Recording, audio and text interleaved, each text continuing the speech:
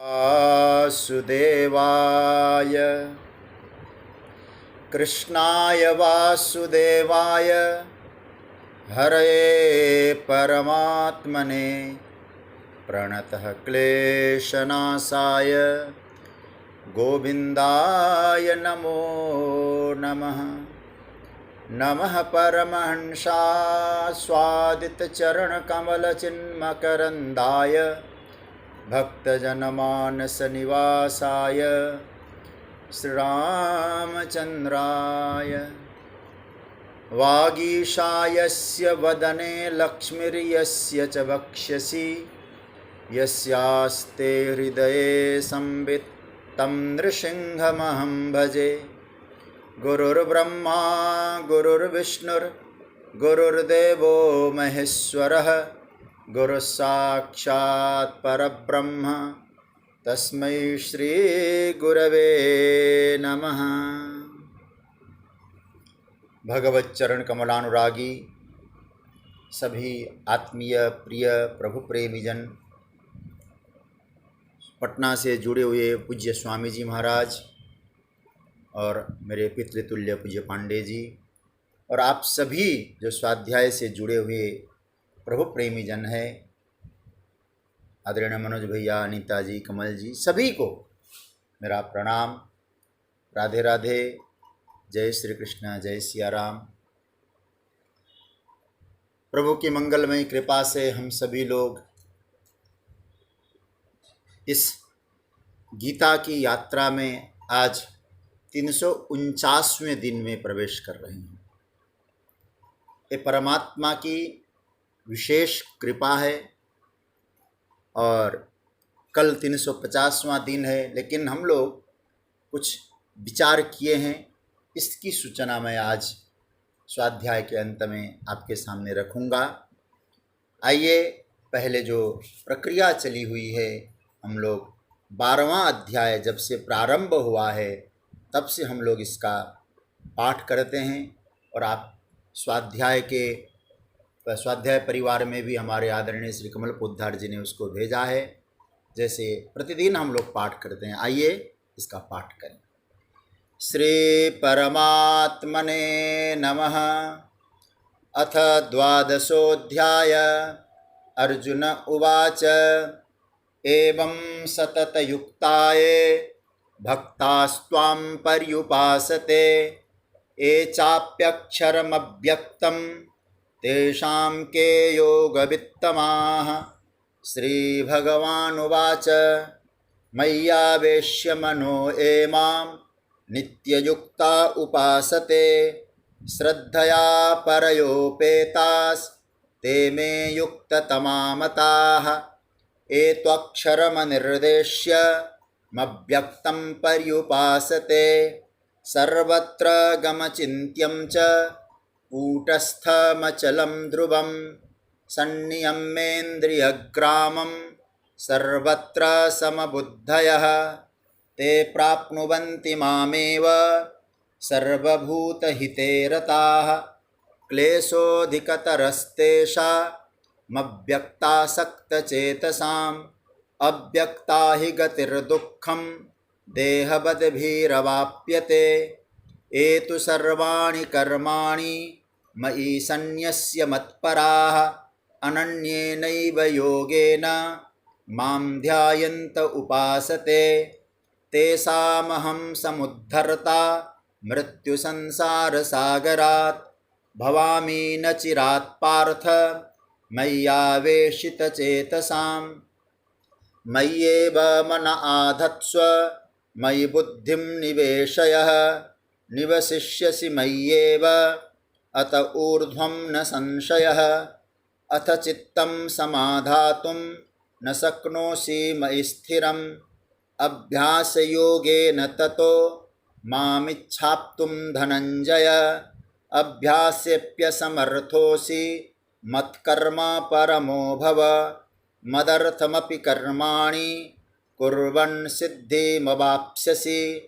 अथैतदप्यसक्तोषि कर्तुं मद्योगमाश्रितः सर्वकर्मफलत्यागं ततः कुरु यतात्मवान् श्रेयो हि ज्ञानमभ्यासात् ज्ञानात् ध्यानं विशिष्यते ध्यानात् कर्मफलत्यागात् शान्तिरनन्तरम् अद्वेष्टा सर्वभूतानां मैत्रः करुण एव च निर्ममो निरहंकार समदुःखसुखक्षमी सन्तुष्टः सततं योगी यतात्मा दृढनिश्चयः मय्यर्पितमनो बुद्धिर्यो मद्भक्तः समे प्रियः यस्मान्नो द्विजते लोको लोकान्नो द्विजते च यः हर्षामर्षभयोद्वेगैर्मुक्तो यः स च मे प्रियः अनपेक्षः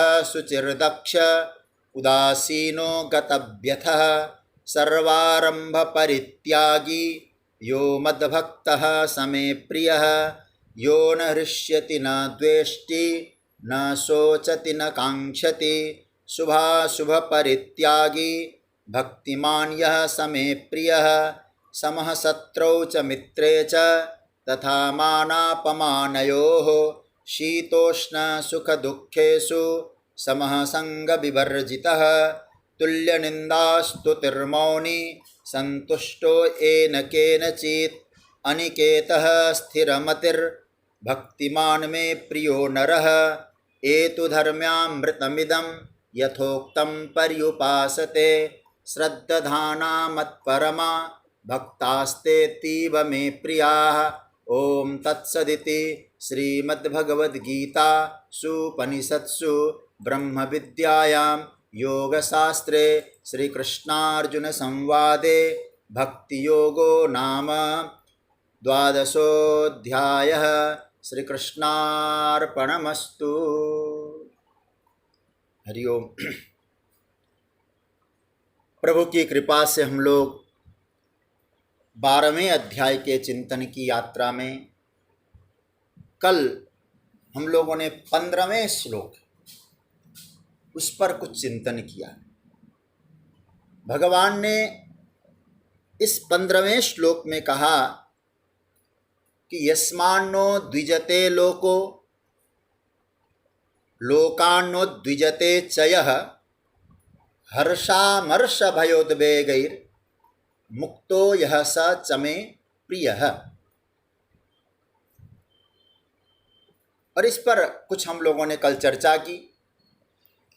इसका अर्थ होता है यस्मान्नो द्विजते लोको, जिससे लोक, लोक अर्थ है लोग, संसार के प्राणी लोग, जिससे लोग उद्विग्न नहीं होते, और जो लोगों से उद्विग्न नहीं होता, इरिटेटिव उद्विग्न का अर्थ है चिड़चिड़ापन, चिढ़ता नहीं, मतलब जिससे लोग उद्विग्न नहीं होते और जो लोगों से उद्विग्न नहीं होता, और जो भक्त 4 चीजें हर्ष, अमर्ष, भय और उद्वेग, इन चारों से जो रहित है, जो मुक्त है, भगवान कहते ओ भक्त मुझे प्रिय है। ये लक्षण बड़े प्यारे लक्षण हैं। कल चर्चा के अंत में हमने एक बात कही थी आपसे, उद्विग्न को, जो चीड़ है जीवन में, घबराहट है, इरिटेटिव वाली जो मामला है, उसको घटाने का तरीका क्या होना चाहिए? 2 चीजें बताई गई थी। एक, सही जीवन, सही तरीके से जीवन जीना, और दूसरा क्या बताया था? ठाकुर का भजन करना। सही जीवन भी जीना है और भगवान का भजन भी करना है। ये दोनों आवश्यक है। देखिए, भजन के बिना, साधना के बिना, ये उद्विग्नता जो है ना, उसको नीचे उतारना, मतलब उसके ग्राफ को नीचे करना बहुत कठिन है, नहीं लाया जा सकता। यह सही है कि गलत तरीके से जीने वालों का जो उद्विग्नता का लेवल है वो हमेशा ही बढ़ा रहता है। अशुद्ध जीवन जी रहा हो, अपवित्रता पूर्वक आचरण करता हो, खान पान की अपवित्रता हो और कोई नियम नहीं है सोने में जागने में, अपवित्रता पूर्वक सोना और बिना नियम के जागना, सोना जागना, मतलब वह व्यक्ति जो है देखा जाए तो पहले से उसका जीवन ये जो उद्विग्नता है ना उससे भरा ही रहता है।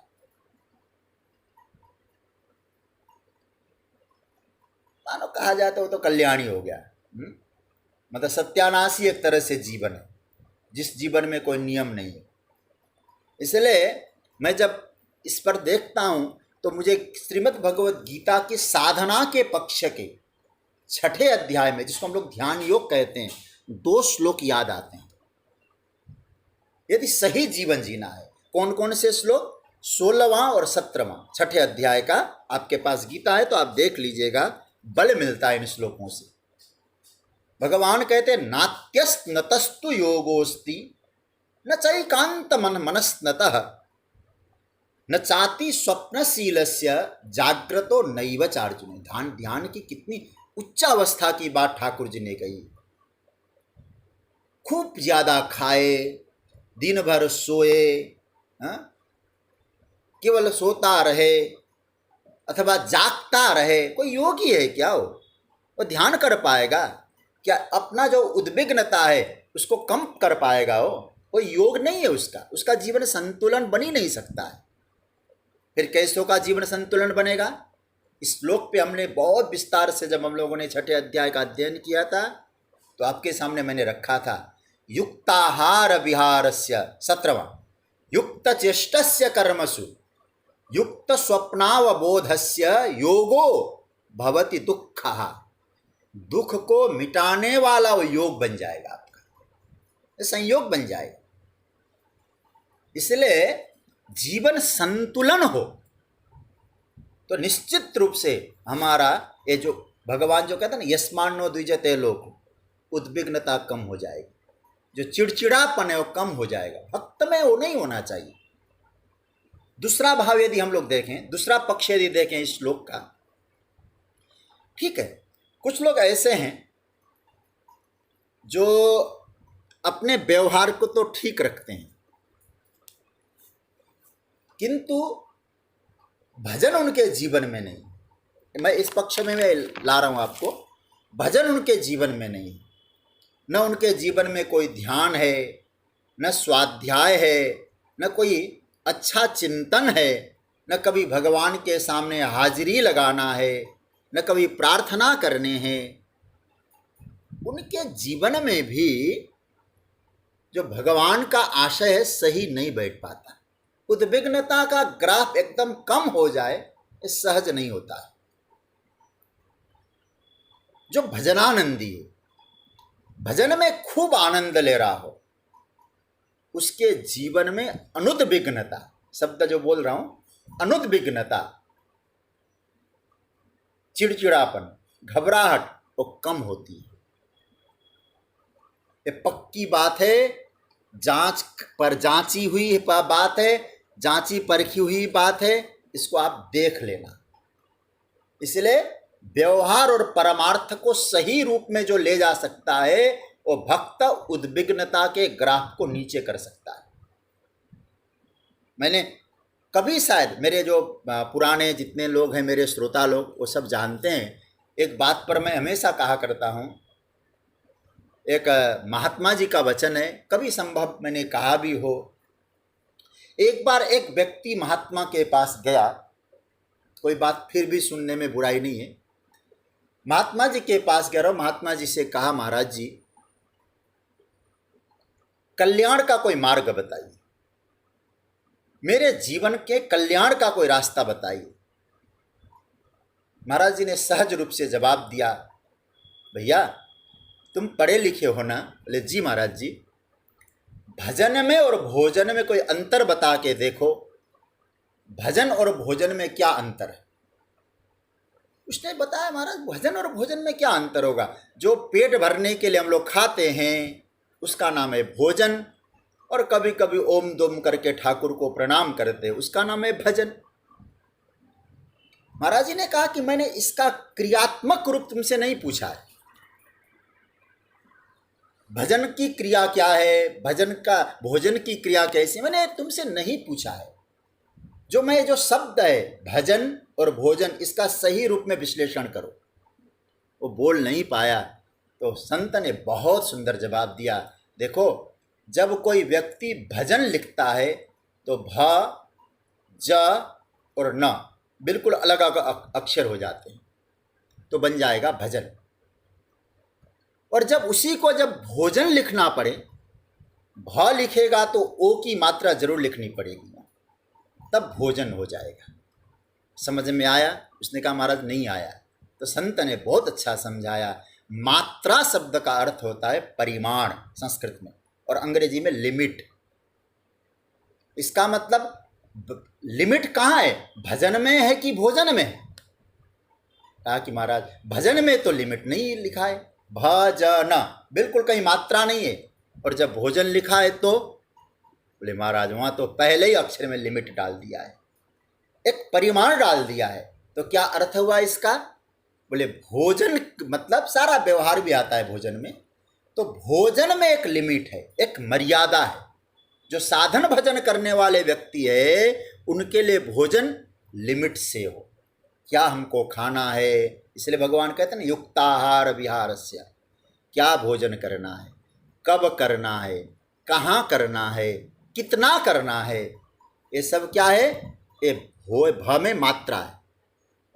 अच्छा, भजन में जब मात्रा नहीं है तो जब आपको समय मिले तब करो, व्यर्थ की चर्चा करने की अपेक्षा माला लो, जपो, बैठो। तो इस तरह से जब हमारा भजन में अनलिमिट स्थिति हो जाए और भोजन में कोई लिमिटेशन हम बांध दें, तो याद रखना शरीर भी स्वस्थ रहेगा और मन में भी कभी उद्विग्नता नहीं आएगी। बड़ा व्यावहारिक पक्ष है। इसलिए व्यवहार को भी समझना पड़ेगा। युक्त आहार करें, युक्त विहार करें, इससे क्या होगा, और भजन चलता रहे, इससे उद्विग्नता कम हो जाएगी। इसलिए अब उस उद्विग्नता, इरिटेशन कम करने के लिए साधक क्या क्या नहीं करता, उपाय तो करता है व्यक्ति। कई बार लोग क्या करते हैं, सुबह उठते हैं ना, जब तक उनको चाय नहीं मिले तब तक उद्विग्नता नहीं जाती, और चाय पीते हुए अखबार चाहिए, अखबार पढ़ते हुए चाय पीना है। मतलब क्या है, बोले जिससे कि थोड़ा सा, और नहीं मिला तो इरिटेशन। देखिए कभी कभी लोग कहते हैं ना बढ़िया चाय मिल जाए तो क्या कहते हैं, मूड बन गया जी चाय पी कर, तो चाय पी के मूड बन जाता है। किसी को सोने से मूड बन जाता है, चिड़ियाँ बैठी हो, लॉन में हम लोग बैठे हों, या अपने बेड पर बैठे हों, बढ़िया टेस्टी चाय मिल जाए, अखबार हाथ में हो, ये भी एक नशा है भाई।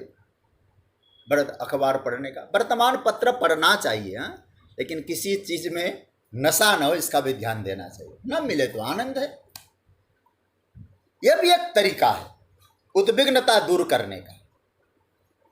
इसको हम कह सकते हैं, हम इस बात से आप असहमत हों कोई दिक्कत नहीं है, अनाध्यात्मिक तरीका, शायद इसको अंग्रेजी में बोला जा सकता होगा नॉन स्पिरिचुअल तरीका। स्पिरिचुअल तरीका नहीं है, लेकिन अब स्पिरिचुअल तरीका भी भगवान बता रहे हैं। ये उद्विग्नता को कम करने के कई प्रकार के तरीके हैं। लोग सोचते हैं चलो यहाँ मन नहीं लगता हो, घूमने चले जाएं कहीं, जिससे कि उद्विग्नता कम। लेकिन हो सकता है ये तात्कालिक तरीके हों, तात्कालिक तरीका मैं मान सकता हूँ इसको, लेकिन बुरा मत मानना सज्जनों, हमारे जीवन का ये उद्विग्नता कम करने का जो भगवान की वाणी है, वो सरल तरीका, सही तरीका और रियल तो तरीका है, वो केवल और केवल भजन है, भक्ति, गहरी साधना हो जाए। आप कभी अनुभव करना, सुबह सुबह आपका ध्यान में मन लग जाए, सुबह आप जगे हो, ध्यान करने में मन लग जाता हो, आपका जो कनेक्शन है ठाकुर जी से जुड़ जाता हो, देखना फिर क्या स्थिति बनती है। भक्त तो हमेशा ठाकुर से जुड़ा रहता है ना, इसलिए ऐसे भक्तों का दृष्टिकोण रख के भगवान कहते यस्मान्नो द्विजते लोक, फिर वो उद्विग्नता नहीं आती है। गुरुणापि विचाल्य, कैसे कैसे 6ठे अध्याय में भगवान कहते हैं कठिन से कठिन परिस्थिति आ जाए, जिसका जीवन सही तरीके से जी रहा हो और ठाकुर जी का भजन चल रहा हो, भगवान कहते उसके सामने कैसी भी कठिन परिस्थिति आए उसको झेल लेता है, उद्विग्नता नहीं आती कभी उसके जीवन में। भगवान रामचंद्र जी के चरित्र का चिंतन करते हुए वाल्मीकि जी कहते हैं, वाल्मीकि रामायण, कि कैसे भी परिस्थितियां राम जी के पास आई हैं, तो क्या कहते हैं, उनका उदाहरण क्या दिया, धैर्येण हिमवान इव। देखिए ये है राम जी का जीवन, धैर्येण, धैर्य में, धीरजता में, धीरज में क्या है, हिमवान इव, हिमालय की तरह अडीग है। और गंभीरता में कैसे, बोले समुद्रम समुद्र इव गांभीर्यम, सागर की तरह गंभीर है। राम कैसे, समुद्र की तरह गंभीर। क्यों गंभीर, बस यही है, उद्विग्नता नहीं है, न किसी से उद्विग्न है। कल भी मैंने आपसे कहा था, अंगद को जब भेजा था प्रभु ने क्या कहा था, हाँ? कोई उद्विग्नता नहीं। और सज्जनों, समुद्र का उदाहरण शायद राम जी के लिए इसलिए वाल्मीकि जी दे रहे हैं, इतनी नदियों का जल समुद्र में जाता है, हाँ? समुद्र उछलता नहीं। ऐसा कोई महामानव, ऐसा कोई विराट व्यक्तित्व, उसका जीवन कैसा होता है, हर परिस्थितियां आए उसमें समा जाए, उसके चित्त को विक्षोभ उत्पन्न न कर सके, मर्यादा का उल्लंघन न हो। इसलिए समुद्र की बात आती है तो मुझे दूसरे अध्याय का 70वां श्लोक याद आता है। क्या, जब भगवान स्थित प्रज्ञ की चर्चा करते, क्या बढ़िया सूत्र दिए हैं ठाकुर जी ने, आपूर्यमाण मचल प्रतिष्ठम समुद्रमाप प्रविशन। मुझे बहुत प्रिय लगता है श्लोक, भरा हुआ समुद्र है, आती हैं नदियां, प्रवेश कर जाती है नदियां, लेकिन उसकी प्रतिष्ठा कैसे, आहा, अचल प्रतिष्ठ, अचल प्रतिष्ठा है। ऐसा कब होगा, न उद्विजते समुद्रमाप प्रविशन्ति तद्वत् कामायम प्रविशन्ति सर्वे सशांति मापनोति न काम काम। कोई काम काम ही थोड़ी प्राप्त कर सकता है, व्याकुल होने वाला, थोड़ी थोड़ी बात से इरिटेशन पैदा होता है उसके चित्त में, वो कैसे कर पाएगा। इसलिए भक्त कौन हो, एक गुण उनके जीवन में, न किसी से उद्विग्नता हो, न उसको किसी से उद्विग्नता हो, वो किसी से न हो, उससे किसी को न हो। ये भक्त का व्यवहार पक्ष है। ध्यान देना, भगवान ने 2 पक्षों का चर्चा किया यहाँ। एक उसका व्यवहार कैसा हो भक्त का, कहते यस्मान्नो द्विजते लोको। यस्मान्नो द्विजते लोको का अर्थ क्या हुआ, मैंने कल भी कहा, फिर कहूँ आपको, कि उससे कोई उद्विग्न नहीं होता, जिससे कोई लोग उद्विग्न न हो और लोगों को उससे उद्विग्नता न हो। यस्मान्नो द्विजते लोको लोकान्नो द्विजते चय। ये भगवान ने अपने भक्त का व्यवहार पक्ष सामने रख दिया। मतलब ऐसा अनुशासित होता है मेरे भक्त का व्यवहारिक पक्ष। फिर क्या करना है, इसके लिए प्रयास करें, और प्रयास करके और व्यवहारिक पक्ष की धरातल में जो सूत्र प्रभु ने दिए हैं उनको प्राप्त करें, अचीव करें।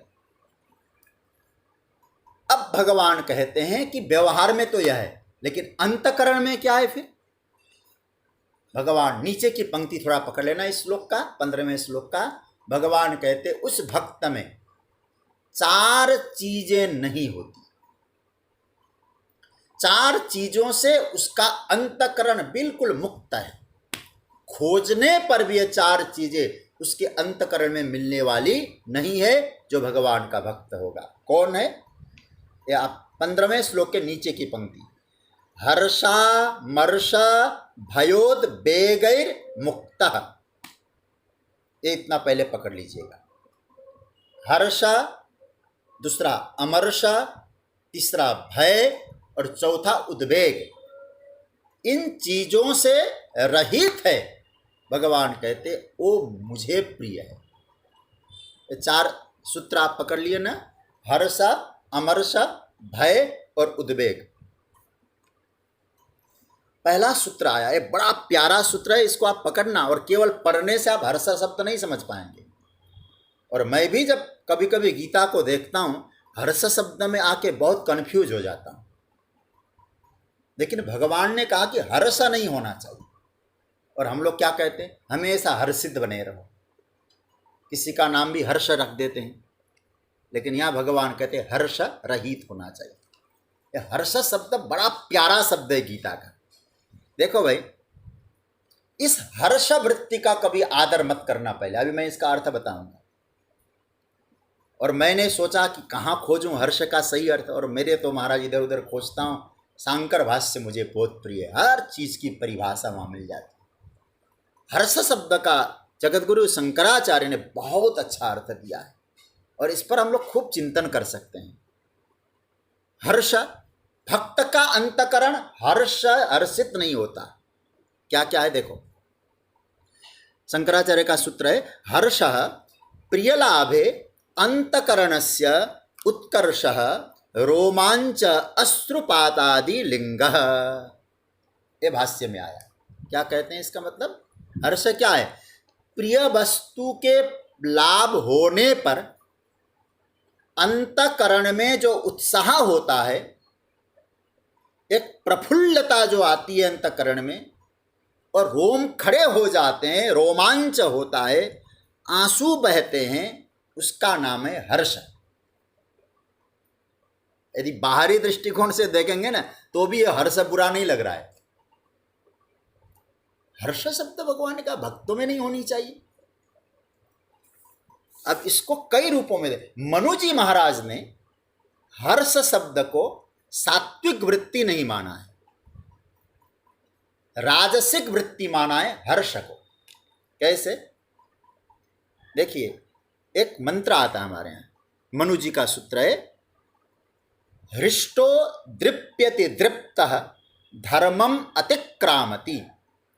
हमारे पूज्यपाद दादा गुरु स्वामी श्री अखंडानंद सरस्वती के साहित्यों में आप पढ़ेंगे तो ये मंत्र कई बार अधिक बल दिया करते थे इस मंत्र पर। वह कहते हैं हर्ष वृत्ति आ जाए, उसका परिणाम क्या है? हर्ष आ जाए, तो मनु जी कहते दर्प आ जाएगा उसको। दर्प माने अपने आप को अधिक गौरव मानने लगेगा। अभी आप ध्यान देना इस शब्द को पकड़ने के लिए, थोड़ा उसका सीना जो है ना फूल जाएगा, चौड़ा हो जाएगा, मैं भी कुछ हूं, ऐसा कोई भाव उसके जीवन में आ जाएगा। फिर वो क्या करेगा? दृप्तः, दर्प आ गया, धर्मम अतिक्रामति, एकदम दर्प आ गया, अभिमान आ गया, तो क्या करेगा? धर्म का वो अतिक्रमण कर जाएगा, जिसको हर्ष आ गया। वो देर नहीं लगता धर्म को अतिक्रमण करने में। वो आदमी बोल सकता है, चलो भाई आज बड़ा आनंद आ रहा है, खुशी का दिन है, थोड़ा पी सकते हैं आज। अब आप सोचिएगा तो भाई क्या हुआ? आज खुशी का दिन है, आज सुख का दिन है। इसका मतलब क्या हुआ? खुशी के दिन ने हमको क्या करवाया? अधर्म करवाया। जो मैं सामान्य रूप से नहीं कर सकता था, उस हर्ष अर्थात खुशी के दिन ने हमको एक काम करवाया। इस प्रकार की जो खुशी है, इस प्रकार का जो आपको एक सुख मिलता है, जो आपको इतना उत्साहित कर देता है, कि अधर्म की और वृत्ति आपकी चली जाती है, उस खुशी हृदय में आना, उसका नाम है हर्ष होना। ये संस्कृत इतना समृद्ध साहित्य है ना, इस प्रकार की खुशी को बोलते हर्ष। और प्रायः हम लोग आजकल इस खुशी को देख लेते हैं, समाज में बहुत दिखाई दे रहा है। चलो कोई बढ़िया पार्टी में चलो, पार्टी करते हैं। अब वो अधर्म भी करा सकता है, इसलिए मैं फिर आपसे कहूं, हर्ष प्रसन्नता का नाम नहीं है। आप ये मत समझ लेना कि हर्ष कोई प्रसन्नता वाली बात भगवान कर रहे हैं, नहीं। हर्ष एक राजसिक वृत्ति है। एक परिस्थिति ऐसी आ गई हमारे जीवन में, उछलने लग गए हम, कूदने लग गए हम, फूले नहीं समा रहे। उसी समय किसी ने कहा इतना खुशी है ना, चलो भाई कुछ करते हैं, जो काम हम रोज रोज नहीं कर सकते थे आज कर लेते हैं। तो क्या उसने आपको धर्म का अतिक्रमण कराया कि नहीं? धर्म से, इसलिए कहते धर्मम अतिक्रामत। अतः गीता में इस वृत्ति को भगवान अच्छा नहीं मानते, हर्ष वृत्ति को। अभी आप देखेंगे इसी अध्याय में 17वां श्लोक, इसी अध्याय के 17वें श्लोक में क्या कहा? यो न हृष्यति न द्वेष्टि। भगवान कहते हैं मेरा भक्त हर्षित नहीं होता। देखो ये हर्ष की बात भगवान कितना जोर दे रहे हैं। ऐसी खुशी मेरे भक्त के जीवन में नहीं आ सकती जो खुशी के उछलने में हमारा अतिक्रमण कर जाए, धर्म का अनुशासन भंग कर दे। अब आप कभी कभी देखते होंगे ना, विवाह में खुशी हो, इतना फायर कर दिया, बंदूक चला दिया, क्यों? उसके हृदय में हर्ष है, राजसिक वृत्ति आ गई, फायर कर दिया, किसी को लग गई गोली। आए दिन अखबारों में पढ़ते हैं हम लोग। इस प्रकार की वृत्ति के लिए आपको प्रेरित करे, ऐसी खुशी का नाम है हर्ष। और ऐसी खुशी भक्त के जीवन में नहीं आनी चाहिए। नहीं तो आप सोचिए जरा, भगवान को आपके हर्ष से क्या दुश्मनी होनी चाहिए? फिर आप खुश हो जाओ। और हम लोग भी कभी कभी आशीर्वाद देते हैं, खुश रहो बच्चा। भगवान को क्या मतलब था इससे? खुशी तो होनी चाहिए जीवन में, प्रसन्नता होनी चाहिए, आनंद चाहिए। भगवान कहते हैं ये जो राजसिक वृत्ति है, आप अतिक्रमण करने लगते हो, इस प्रकार की वृत्ति का नाम है हर्ष वृत्ति। ये नहीं होना चाहिए। और शंकराचार्य भगवान क्या कहते हैं? रोमांच अश्रुपातादि लिंग, रोमांच हो जाता है, आंसू गिरने लगते हैं। अब मैं और गंभीर बात आपको बताऊं। देखो, भक्ति में रोमांच होना और आंसू बहना ये भक्ति के लिए अच्छी बात है, लेकिन शंकराचार्य भगवान कहते हैं तो गलत हो जाएगा। हर्ष में ये भी आ जाता है। बड़ा प्यारा लगता है मुझे ये मंत्र। इसलिए संतों का कितना चिंतन रहा होगा इन गीता के सूत्र पर। देखो, नारद भक्ति सूत्र का एक सूत्र आपके सामने रखूं, और वहाँ अश्रुपात और रोमांच को क्या कहा गया है? 68वां सूत्र है नारद भक्ति सूत्र में। हम लोग जब बहुत वर्ष, लगभग 22-23 वर्ष पहले हम लोग पांडे जी के साथ सत्संग करता था मैं, नारद भक्ति सूत्र पे आपसे बहुत चर्चा हुई हमारी। तो 68वें सूत्र में क्या कहते हैं? कंठावरोध रोमांचाश्रुभि परस्परम लपमानाः पावयन्ति कुलानि पृथिवीं च। 68वें सूत्र में क्या कहते हैं? ये देखो, इसका अर्थ मैं बता रहा हूं। ऐसे जो अनन्य भक्त है, अनन्य भक्त के लक्षण क्या है?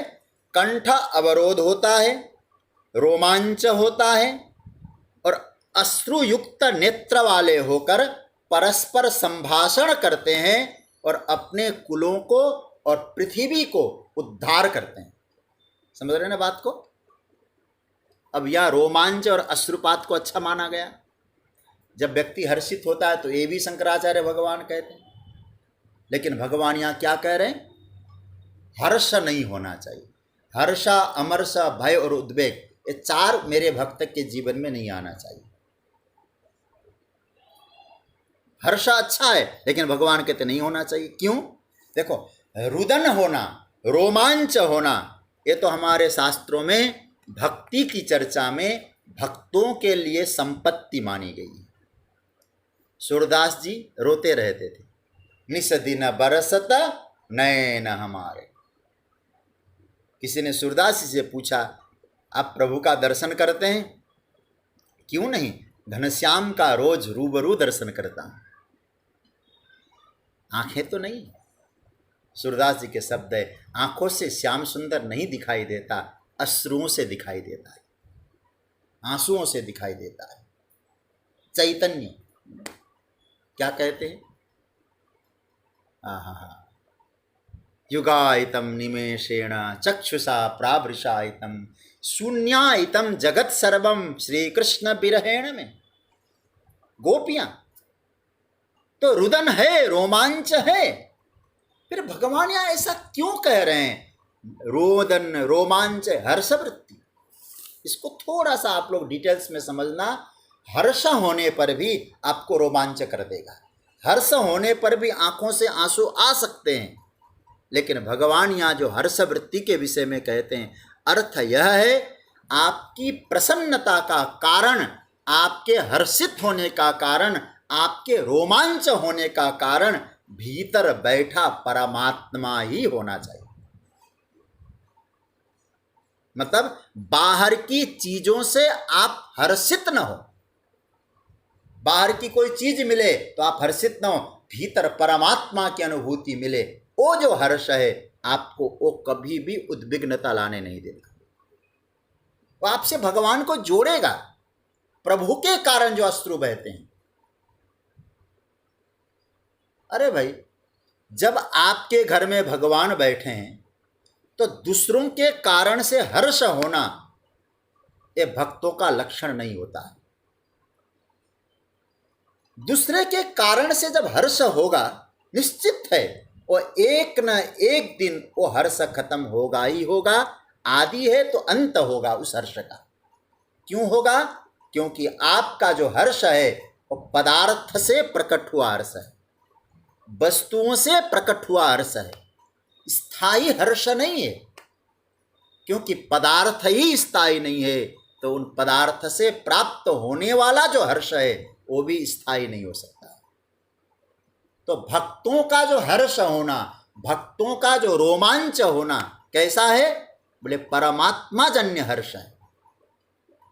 रोते तो है हम लोग, या तो पद पदार्थ के लिए रोते हैं या परमात्मा के लिए रोते हैं, दोनों भाव है ना। अब भाव तो बहुत आ रहे मेरे दिमाग में। जब रास पंचाध्यायी मैं देखता हूं, रास पंचाध्यायी के प्रसंग में गोपियां कृष्ण को पुकारती है और पुकारने के बाद भगवान का दर्शन नहीं होता है। वहां श्री सुखदेव जी ने इतना सुंदर शब्द का प्रयोग किया है। इस तरह से गोपियां खूब गाती है, गोपी गीत पुकारती है। इति गोप्यः प्रगायन्त्यः, श्रीमद् भागवत के 10वें स्कंद के 32वें अध्याय का पहला और दूसरा श्लोक। इति गोप्य प्रगायन्त्य प्रलपन्त्यश्च चित्रधा रुरुदुः सुस्वरम राजन। भगवान सुखदेव जी कहते हैं, हे परीक्षित, खूब रोने लगी गोपियां। अब यह शंकराचार्य भगवान क्या कहते हैं? यह रोना भी हर्ष है, लेकिन और गोपियां रोती है तो क्या होता है? तुरंत ऊपर के श्लोक में गोपियों के रोने की चर्चा है और नीचे के श्लोक में क्या आया? तासामाविरभूत साक्षात, कृष्ण के प्राकट्य की चर्चा है। तुरंत श्री कृष्ण उनके सामने प्रकट होते। तो क्या है? हर्ष बेकार है, रोना बेकार है। लेकिन आप सोचिए शब्द का प्रयोग, यहां जो भगवान के लिए गोपियां रोई है, शब्द क्या दिया? सुस्वरम रुरुदु। सुस्वरम मतलब स्वर मिला के गोपियां रोने लगी। तो किसी ने पूछा, कोई व्यक्ति जब रोता है तो क्या स्वर मिलाता है? संगीत के सरगम मिल जाते हैं रोते समय। और सुखदेव जी की वाणी है, गोपियां रोई है तो स्वर सहित रोई है। मैं बहुत वर्ष पहले एक कथा जो कर रहा था, बहुत वर्ष हो गए, प्रेमपुरी आश्रम मुंबई में, और मुझे याद है उस कथा में पूज्य पांडे जी, पूज्य पूजनिया माता जी दोनों ही उस कथा के लिए गए थे मुंबई। तो वहाँ मैं इस कथा को सुना रहा था। पूज्य आचार्य जी के सानिध्य में कथा थी। कैलाश के स्वामी विद्यानंद गिरी जी महाराज का भी पावन दर्शन हुआ था वहाँ। तो वहाँ मुझे किसी ने प्रश्न किया था कि गोपियाँ रोई तो स्वर मिला के रोई, रोते समय स्वर मिलता है, सुस्वरम रुरुदु। गुरुदेव के चरणों में वंदन करके मैंने जवाब दिया उनको, रुदन दो प्रकार से होता है, या तो पद पदार्थ के लिए होता है या परमात्मा के लिए होता है। यदि हमारा रोना पद पदार्थ के लिए होगा तो रोना दुस्वर हो जाएगा, और वही रोना परमात्मा के लिए हो जाएगा, रोना भी सुस्वर हो जाएगा। इसलिए रोना भी ठीक है, और हर्ष कराने वाला नहीं, हर्ष करा सकता है, लेकिन उसका जो हर्ष है परमात्मा से जुड़ा है, पदार्थ से जुड़ा हुआ हर्ष नहीं। तो वहां जो रुदन होगा वो परमात्मा को मिलाएगा। कैसा होगा? मैंने मासूम बहारों में तुझे देखा है, मैंने चांद सितारों में तुझे देखा है, मेरी महबूब तेरी पर्दा नसीनी की कसम, मैंने अश्कों के कतारों में तुझे देखा है। वो आंसुओं में मिलेगा। एक बहुत अच्छा किसी कवि ने लिखा है, जिसको जीवन में एक बार प्रभु का प्यार मिलता है, उसे बस आंसुओं के हार का उपहार मिलता है। न पूछो उस बेकली का हाल, न पूछो, न तन से प्राण जाता है, न प्राणाधार मिलता है। भला किसको बताएं मर्ज की बढ़ती हुई मंजिल, न कोई वैद्य मिलता है, न उपचार मिलता है। दूर रहने पर भी न जाने क्या क्या बातें होती है। हृदय के तार से जब उस हृदय का तार मिलता है, जब कुछ छल छलाता अश्रुजल दिखलाई देता है, उसी मानुष में हमें सांवला सरकार मिलता है। तो क्या अर्थ हुआ यहाँ? ये जो हर्ष है वो भी आपको रुलाएगा, ये हर्ष है वो भी आपको रोमांचित करेगा। लेकिन भगवान यहाँ जो हर्ष नहीं करने की बात कह रहे हैं, वो हर्ष आपका पदार्थजन्य हर्ष नहीं होना चाहिए, परमात्मा जन्य हर्ष होनी चाहिए। आप रोए हैं पदार्थ के लिए नहीं, प्रभु के लिए रोए। आप रोमांचित हो रहे हैं संसार के पद पदार्थ के लिए नहीं, उनकी प्राप्ति में नहीं, परमात्मा प्राप्ति में हो रहे हैं। मेरा भक्त भी हर्षित होगा, मेरा भक्त भी रोमांचित होगा, मेरा भक्त भी रोएगा, लेकिन उसका रोना, उसका रोमांच होना, उसका हर्ष होना अर्जुन केवल मेरे लिए होता है। इसलिए मेरे से अतिरिक्त पदार्थों के द्वारा प्राप्त हर्ष है मेरे भक्त के जीवन में नहीं होता, इसलिए हर्ष वृत्ति नहीं होती है। हर्षामर्ष भयोद्वेग। दूसरे कारण से हर्ष होगा तो महाराज यही बात आएगी। इसलिए हमारा हर्ष स्थायी हो वो तब होगा जब हमारा हर्ष प्रभु के साथ जुड़ जाएगा। दूसरा अमर्ष। हर्षा, अमर्ष, भय और उद्वेग, ये चार वृत्तियां भगवान कह रहे हैं। अमर्ष, अमर्ष का अर्थ क्या है? इसको हमने भाष्य में देखा, शंकराचार्य भगवान के भाष्य में, वहां उन्होंने लिखा असहिष्णुता। अब आजकल तो उस शब्द को प्राय सभी लोग जानते हैं, इंटॉलरेंस।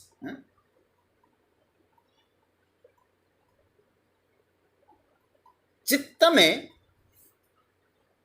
दूसरे की उन्नति या दूसरे के मत को सुनने का सामर्थ्य नहीं,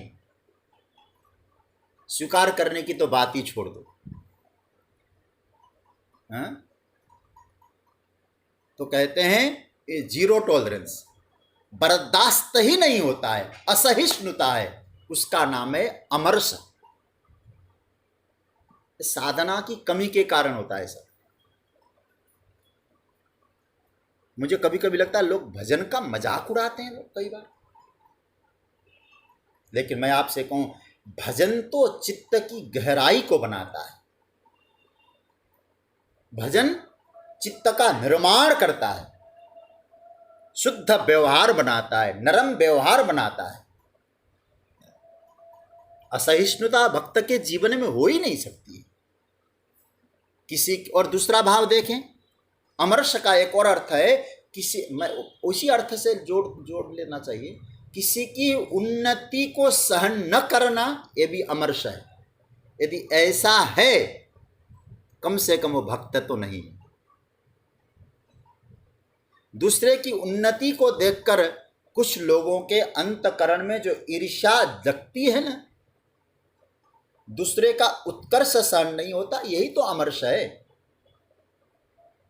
कई बार तो कुछ साधकों को दूसरे की आध्यात्मिक उन्नति भी सहन नहीं होती महाराज।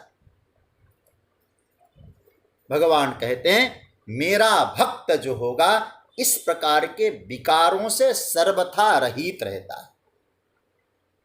भक्त तो यह सोचता है, यदि कोई आध्यात्मिक उन्नति कर रहा है वो क्या सोचता है, हे प्रभु मेरी भी ऐसी स्थिति बना दो, मैं भी आपके चरणों में जाऊं, अथवा यूं कहेगा ऐसे संतों का सानिध्य मुझे मिले।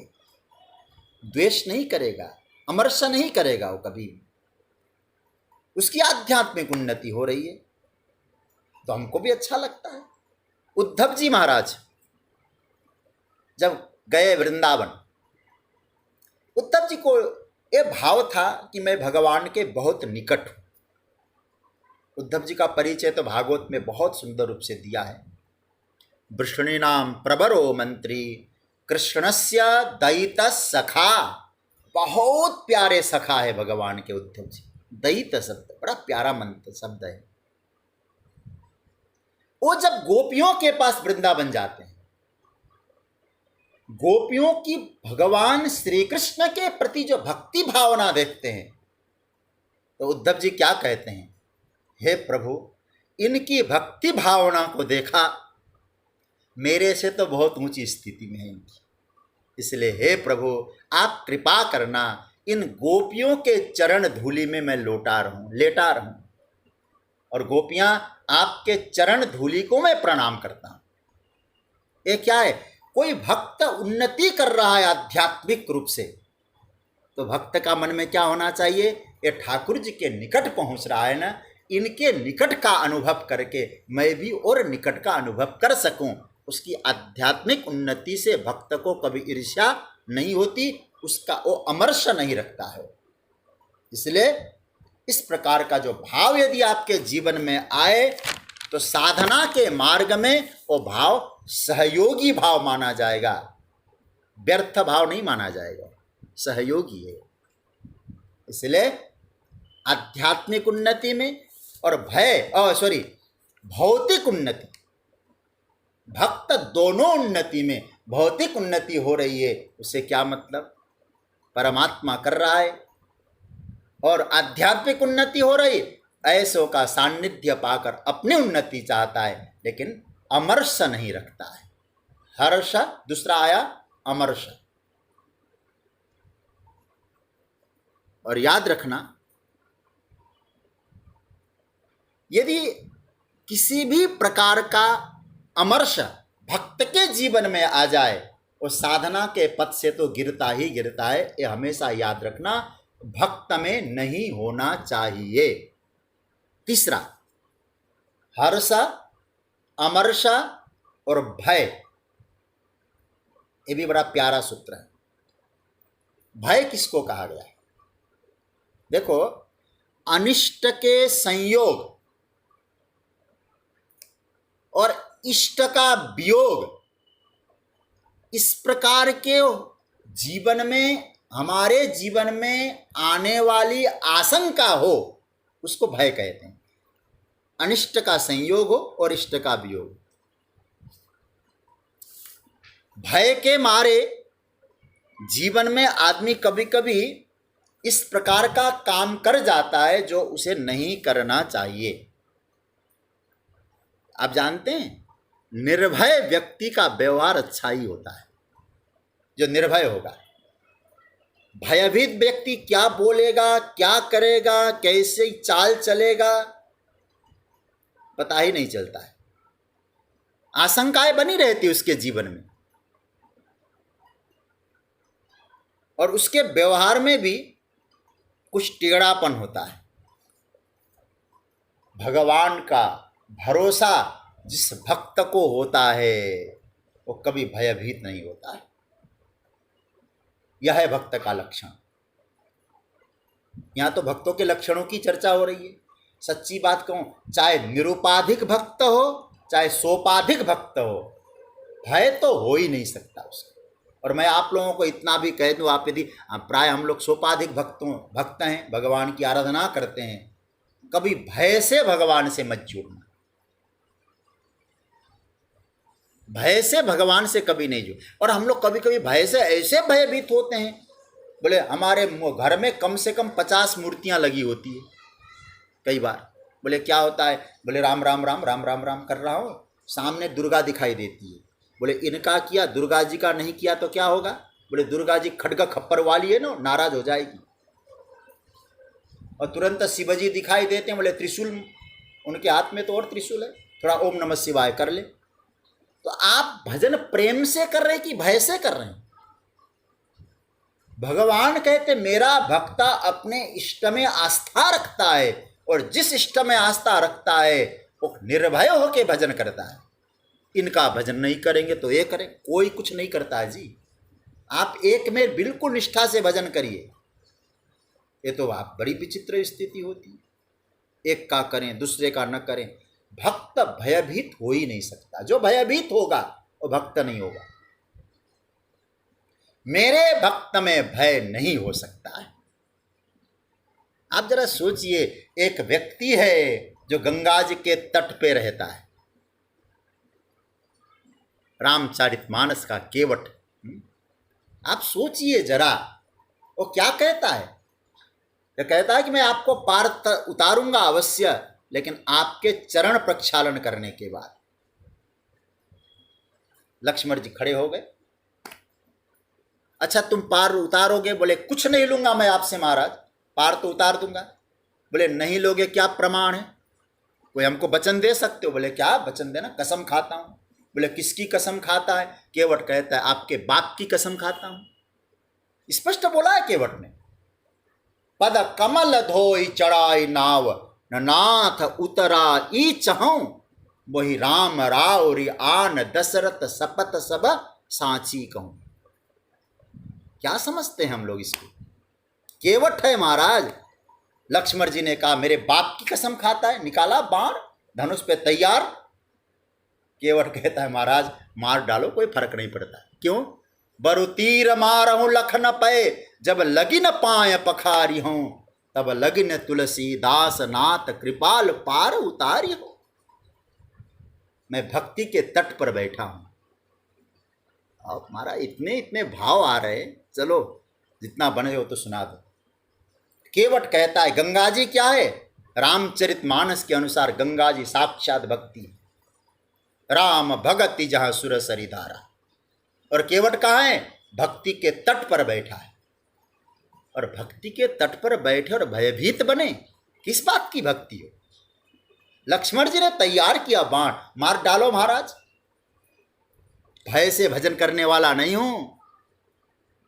राम जी ने कहा तुझे डर नहीं लगता? बोले महाराज डर तो उसे लगे जो भक्ति के तट पे न हो।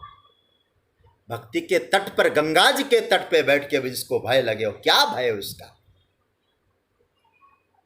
भगवान ने कहा केवट एक बात बता, नहीं डरने का कारण क्या है? केवट ने कहा महाराज एक बात बताऊं आपसे? बोले हाँ। अच्छा आप कोई मरता है तो आपके धाम में तो जाता होगा, या तो कहीं तो जाता होगा ना वो? बोले हाँ। कैसे मरा, कहाँ मरा, किसने मारा, क्यों मरा, ये सब जांच होती है कि नहीं आपके यहाँ? इन्वेस्टिगेशन तो होती होगी, ऐसे सब काम चल जाता है क्या? बोले नहीं, एकदम पक्का मामला है हमारे यहाँ, तो सब जांच आयोग बैठा रहता है। अच्छा, तो आपको मैं जब इन्वेस्टिगेशन हो ना, उसका रिपोर्ट मैं आज ही बता दूंगा। हम मरेंगे, उसके बाद सारे रिपोर्ट मेरे फेवर में आएंगे। भगवान ने कहा कौन से रिपोर्ट आएगा? तो केवट ने क्या कहा, मरूंगा हाथ से जिसके जो श्री रघुवीर का प्यारा हो, और मरूंगा जिस जगह पर जहां निर्मल गंगा की धारा। ये दो मेरे फेवर में गए कि नहीं? भगवान ने कहा हाँ केवट गए तो जरूर। और आगे भी सुन लो, मरूंगा हाथ से जिसके जो श्री रघुवीर का प्यारा हो, मरूंगा जिस जगह पर जहां निर्मल गंगा की धारा हो, मरूंगा सामने जिनके कि जिनका दास होता हूं, और मरूंगा जिस खता पर, खता मतलब गलती, मरूंगा जिस खता पर पांव करुणानिधि के धोता हूं। यही तो गलती है कि आपके चरण धो दिया मैंने। मरूंगा जिस खता पर पांव करुणानिधि के धोता हूं, कहां तकदीर ऐसी है कि पासा ठीक पड़ जाए, दर्शन आपके करके पखेरु प्राण उड़ जाए। कहने का अर्थ यह है, यह है भक्त केवट। कहने का मतलब आप जरा समझना इस बात को। अब भजन भी करो, भक्त भी बनो, और भय भी बना रहे। भगवान कहते ये तो भक्त का लक्षण नहीं हो सकता है। भक्त निर्भय होता है, भक्त निश्चिंत होता है, और भक्त निर्द्वंद होता है। और याद रखना, निर्भय बने बिना निश्चिंत भी नहीं हो सकता, और निश्चिंत बने बिना निर्द्वंद भी नहीं हो सकता। इसलिए तीन लक्षण मेरे भक्त में कूट कूट के भरे होते हैं, निर्भय, निश्चिंत और निर्द्वंद। ये तीनों ही मेरे भक्त में होते हैं। इसलिए हे अर्जुन, भय रहित जीवन होता है भक्त का, वो भयभीत कभी नहीं होता है। तो हर्ष, अमर्ष, भय, और कल इस पे आके हम चर्चा करेंगे। और चौथी बात है उद्वेग। उद्वेग की चर्चा भी हम लोग कल करेंगे, थोड़ा भय पर भी, क्योंकि भजन करने वाले हम लोग भयभीत रहते हैं। कई प्रकार के भय हमारे जीवन में आता है, लेकिन भक्त के लिए भगवान ने जो शब्द बोले हैं, मेरे भक्त का व्यवहार पक्ष क्या हो, उससे कोई उद्विग्न न हो, वो किसी से उद्विग्न न हो। ये भक्त का व्यवहारिक पक्ष है। अंतकरण कैसे हो, हर्ष न हो, अमर्ष न हो, भय न हो, उद्वेग न हो। ये उसके अंतकरण की अवस्था है। तो अंतकरण की अवस्था भी ऐसी हो और व्यवहार पक्ष भी ऐसा हो। इन दोनों को भगवान ने 15वें श्लोक में अच्छी तरह से स्पष्टीकरण किया है। इसका और थोड़ा विश्लेषण हम लोग कल के प्रसंग में करेंगे, फिर आगे की यात्रा में जाएंगे। तो मैं एक तो सूचना आपको देना चाह रहा हूँ, और सूचना यह है